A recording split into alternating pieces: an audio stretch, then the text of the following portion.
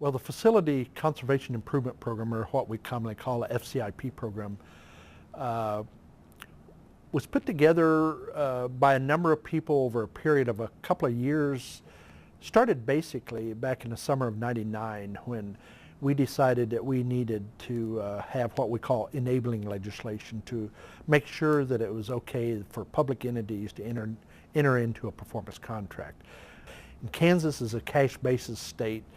There was some debate among even the attorneys of whether you could commit funds for future years before those years occurred. So that's the necessity of having the enabling legislation. In the early days, the founders that put this idea together were following in large the federal concept of super ESPCs, or super energy savings performance contracts.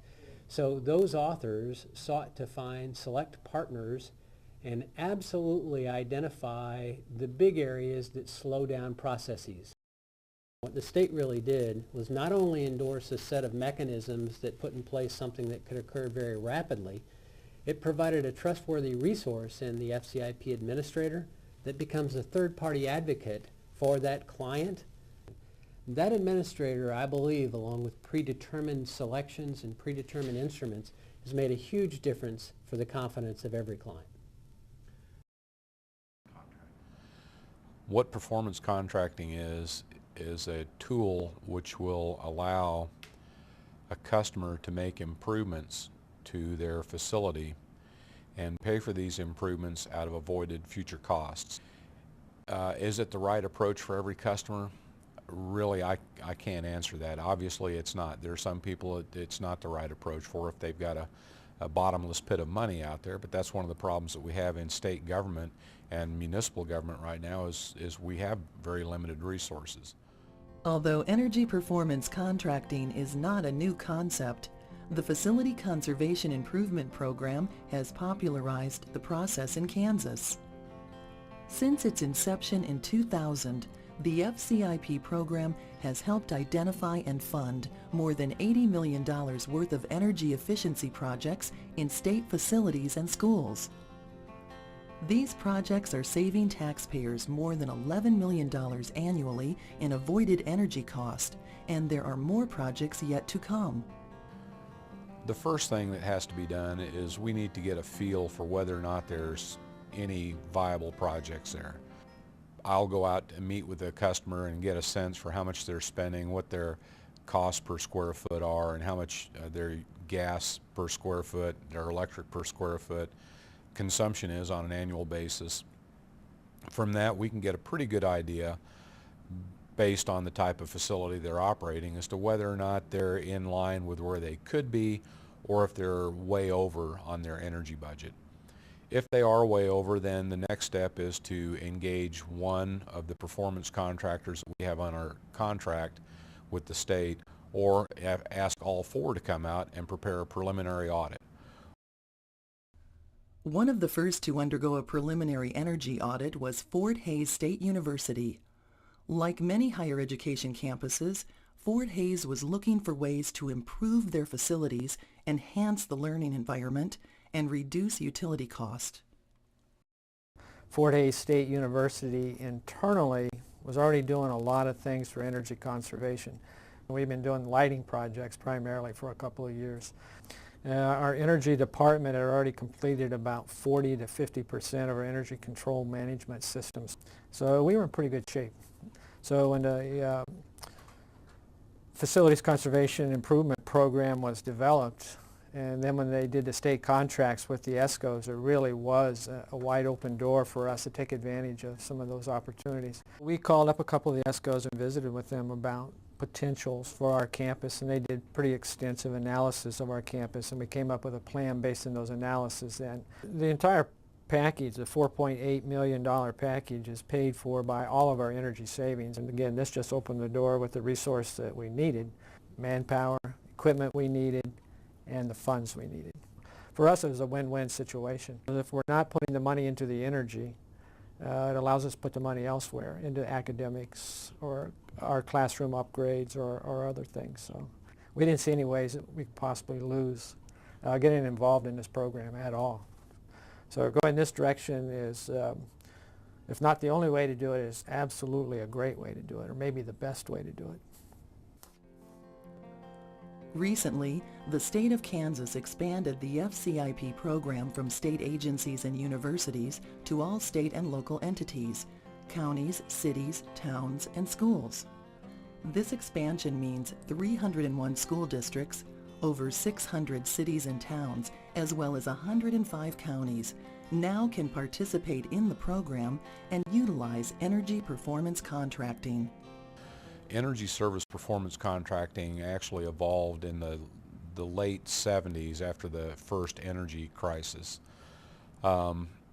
It's gone through an evolution, and where we are at now is that people that are involved in the energy field, say your facility managers, people like that, they're familiar with the energy service performance contracting.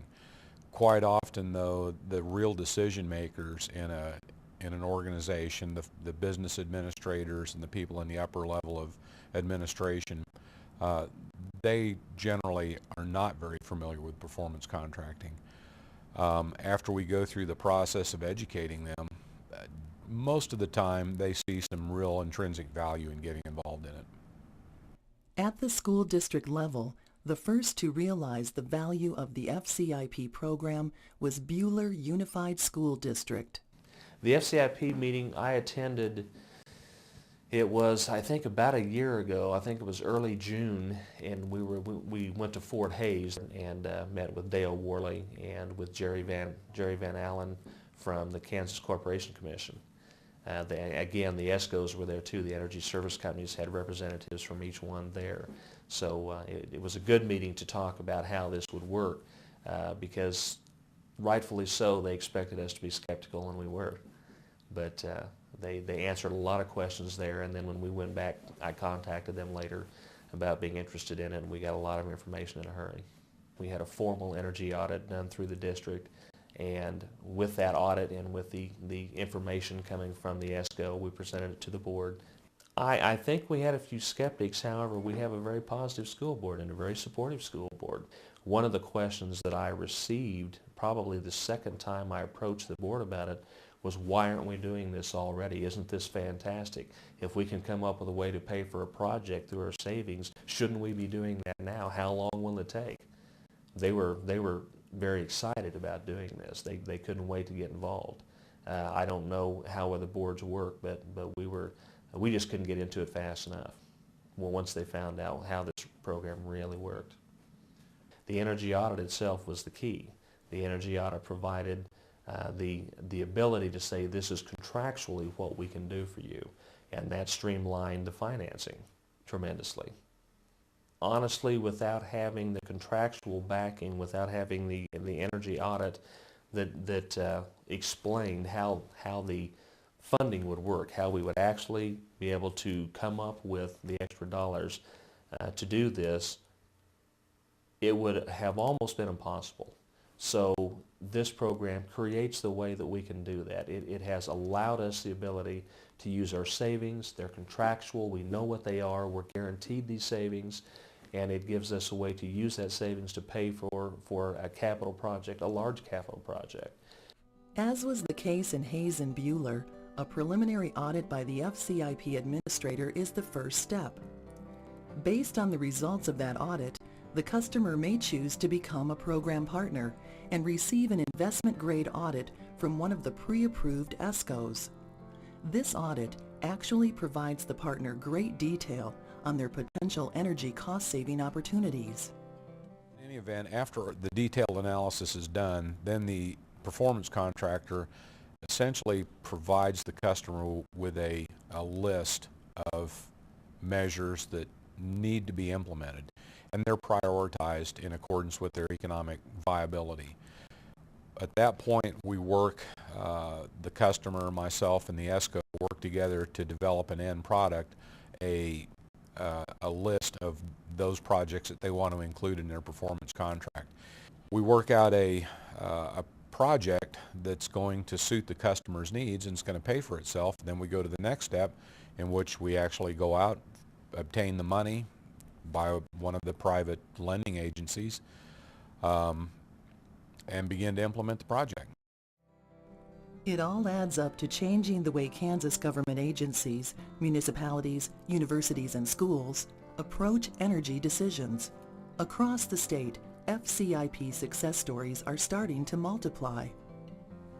While energy projects have been hindered in the past by budget limitations, officials are finding they no longer have to defer energy improvement projects.